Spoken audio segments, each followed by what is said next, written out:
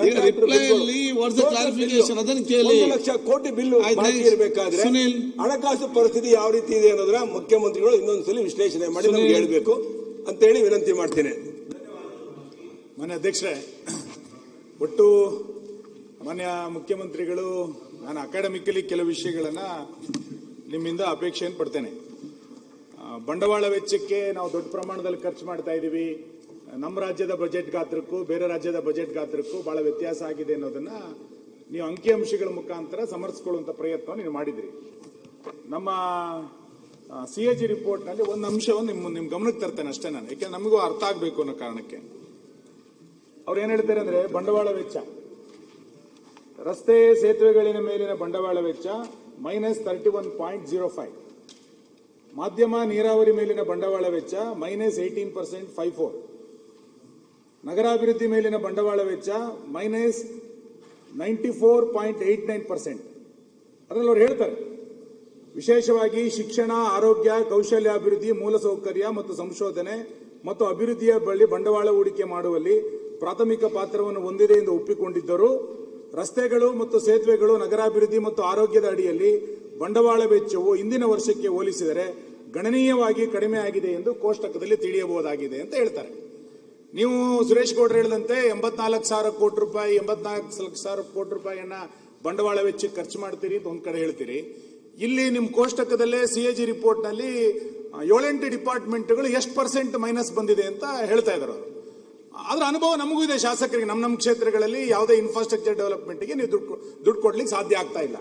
ಇದನ್ನೊಂದ್ಸರಿ clarify ಮಾಡ್ಕೊಳ್ಳೋದು ಒಳ್ಳೇದು ಅಂತ ಅನ್ಸುತ್ತೆ. ಎರಡನೇದು, ಗ್ಯಾರಂಟಿ ಯೋಜನೆಗಳ ಬಗ್ಗೆ ನಮ್ದೇನು ವಿರೋಧ ಇಲ್ಲ, ಆದ್ರೆ ಗ್ಯಾರಂಟಿ ಯೋಜನೆಗಳು ಆರ್ಥಿಕತೆಯ ಬೆಳವಣಿಗೆಯಲ್ಲಿ ಎಂತ ದುಷ್ಪರಿಣಾಮವನ್ನು ಬೀರ್ತಾ ಇದ್ದಾರೆ ಅಂತ ಅವರು ಉಲ್ಲೇಖ ಮಾಡ್ತಾರೆ. ನೀವು ಅದನ್ನ ಬೇರೆ ಬೇರೆ ರೂಪದಲ್ಲಿ ಅದನ್ನು ಸಮರ್ಥಿಸ್ಕೊಳ್ಬಹುದು. ಅವರು ಅದನ್ನ ಆ ಗ್ಯಾರಂಟಿ ಯೋಜನೆಗಳ ಬಗ್ಗೆ ಅವರು ಕೋಟ್ ಮಾಡೋದೇನು ಅಂತ ಕೇಳಿದ್ರೆ, ಖಾತರಿ ಯೋಜನೆಗಳು ಮತ್ತು ಅದರಿಂದ ಉಂಟಾಗುವ ಕೊರತೆಗಳನ್ನು ನೀಗಿಸಲು ರಾಜ್ಯವು 63,000 ಕೋಟಿ ನಿವ್ವಳ ಮಾರುಕಟ್ಟೆಯ ಸಾಲವನ್ನು ಪಡೆದುಕೊಂಡಿತು. ಇದು ಕಳೆದ ವರ್ಷದ ನಿವ್ವಳ ಸಾಲಗಿಂತ 37,000 ಕೋಟಿ ಹೆಚ್ಚಾಗಿದೆ. ಇದು ಮುಂದಿನ ದಿನಗಳಲ್ಲಿ ಮರುಪಾವತಿಯನ್ನು ಹೊರೆಯನ್ನು ಹೆಚ್ಚಿಸುವುದಲ್ಲದೆ ರಾಜ್ಯದ ಬಡ್ಡಿ ಹೊರೆಯನ್ನು ಅಗಾಧವಾಗಿ ಹೆಚ್ಚಿಸುತ್ತದೆ. ಇಂದಿನ ವರ್ಷಕ್ಕೆ ಹೋಲಿಸಿದರೆ, ಅಂದ್ರೆ ಲಾಸ್ಟ್ ಇಯರ್ಗೆ, ರಾಜ್ಯವು ಮೂಲಭೂತ ಸೌಕರ್ಯಕ್ಕಾಗಿ ಬಂಡವಾಳ ವೆಚ್ಚವನ್ನು ಸುಮಾರು 5,229 ಕೋಟಿ ಕಡಿಮೆ ಮಾಡಿದೆ. ಇದು ಲಾಸ್ಟ್ ಇಯರ್ಗೆ ಹೋಲಿಸಿದರೆ ಅಪೂರ್ಣ ಯೋಜನೆಗಳ ಮೇಲೆ 68% ಪರಿಣಾಮ ಬೀರುತ್ತದೆ ಅಂತೇಳಿ CAG ರಿಪೋರ್ಟ್ 2024 ಹೇಳ್ತಾ ಇರೋದು. ಸೊ ಅದೇ ಕಂಟಿನ್ಯೂ ಆಗಿರುತ್ತೆ. ನನ್ನ ವಿನಂತಿ ನಿಮ್ಮಿಂದ ನಿರೀಕ್ಷೆ ಮಾಡ್ತಾ ಇರೋದು ಏನಂತ ಕೇಳಿದ್ರೆ, ನೀವು 1,20,000 ಕೋಟಿನ 1,14,000 ಕೋಟಿಯನ್ನು ಕಳೆದ 3 ವರ್ಷಗಳಲ್ಲಿ ಗ್ಯಾರಂಟಿ ಯೋಜನೆಗಳಿಗೆ ಖರ್ಚು ಮಾಡ್ತಾ ಇದ್ದೀರಿ. 1,31,000 ಕೋಟಿ. ಈ ವರ್ಷ ಸುಮಾರು 50,000 ಕೋಟಿಗಿಂತ ಹೆಚ್ಚು ಖರ್ಚು ಮಾಡ್ತಾ ಇದ್ದೀರಿ ಅಂತ ಹೇಳ್ತೀರಿ. ಇದರ ಪರಿಣಾಮ ಏನೇನಾಗಿದೆ ಅಂತ ಅವ್ರು ಒಂದ್ ಕಡೆ ಹೇಳ್ತಾ ಇದ್ದಾರೆ.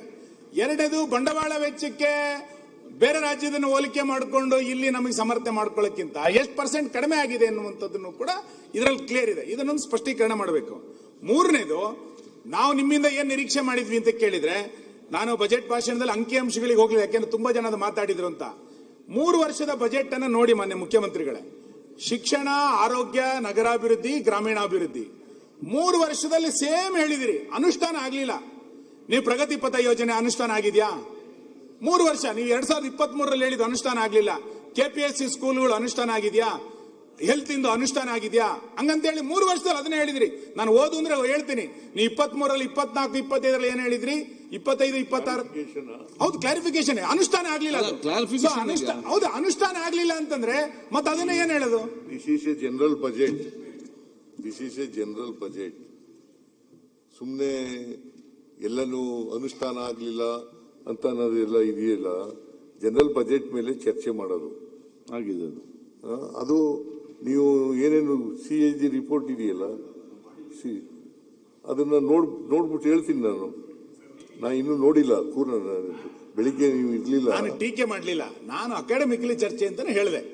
ಯಾಕೆಂದ್ರೆ ಗ್ಯಾರಂಟಿ ಯೋಜನೆಗಳು ಬೇರೆ, ಖಾತ್ರಿ ಇದು ಬೇರೆ, ಯೋಜನೆಗಳು ಬೇರೆ. ಅದಕ್ಕೆ ಇದಕ್ಕೂ ಸಂಬಂಧ ಇಲ್ಲ. ಇದಕ್ಕೆ ನಾವು ಎಷ್ಟು ದುಡ್ಡನ್ನು ಇಟ್ಟಿದ್ದೀವಿ ಅಷ್ಟನ್ನು ಕೂಡ ಖರ್ಚು ಮಾಡಿದ್ದೀವಿ. ಗ್ಯಾರಂಟಿ ಯೋಜನೆಗಳಿಗೆ 51,000 ಕೋಟಿ ಇಟ್ಟಿದ್ದೇವೆ, ಅದಕ್ಕಿಂತ ಹೆಚ್ಚಾಗಿ ಇಟ್ಟಿದ್ದು, ಅದಕ್ಕಿಂತ ಜಾಸ್ತಿ ಖರ್ಚು ಮಾಡಿದ್ದೀವಿ. 52,000 ಕೋಟಿ ಈ ವರ್ಷ, 51,000 ಚಿಲ್ಲರೆ ಕೋಟಿ ಇಟ್ಟಿದ್ದೀವಿ, ಅದಕ್ಕಿಂತ ಜಾಸ್ತಿ ಖರ್ಚು ಮಾಡ್ತೀವಿ. ಅಶೋಕ್ ಅವರೇ, ನಿಮ್ಮ ರಸ್ತೆಗೆ ಅದು ನೋಡ್ತೀನಿ ನಾನು. ನಮ್ಮ ಕ್ಯಾಪಿಟಲ್ ಎಕ್ಸ್ಪೆಂಡಿಚರ್